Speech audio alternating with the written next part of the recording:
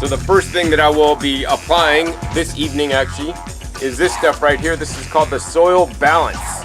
And the Soil Balance, I had this on a previous episode. It was called something else, but now this is the new packaging, and it's even improved.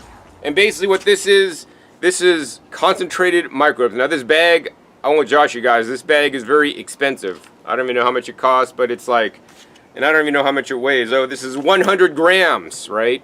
But literally it says on here, the directions are, I'm gonna use, mix 1 to 5 grams in 10 gallons of water.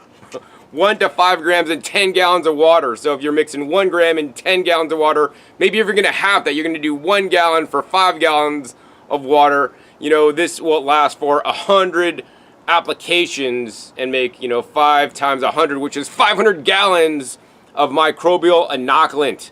So I'm just gonna be putting a little bit in this watering can and then basically shaking it up and then spreading it over every different plant zone.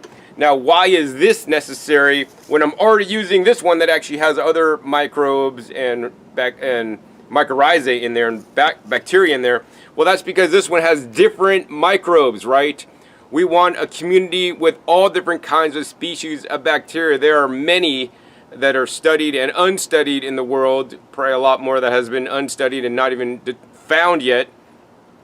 And so that's why I like to use this stuff. This stuff especially, they've literally searched around the world to find some of the best microbes, the most resilient microbes, especially some from desert climates. And when you put this in your soil, the root zone will be happier. The plant will be able to do what it needs to do because the microbes help the minerals and other nutrients get into the plant.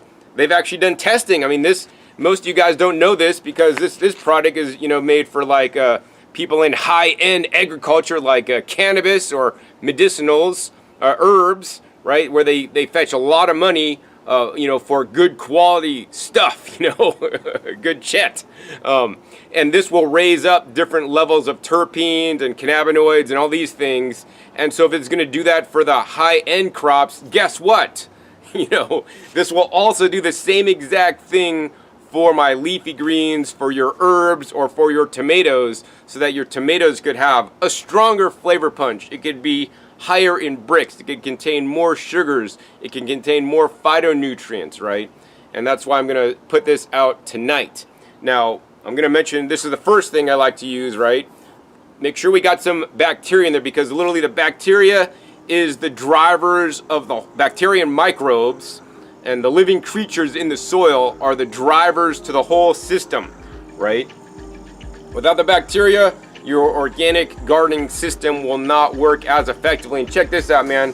Like when I use this stuff, you could also use the compost tea, but I'm not brewing compost tea. It's a little bit too warm still to do that for me.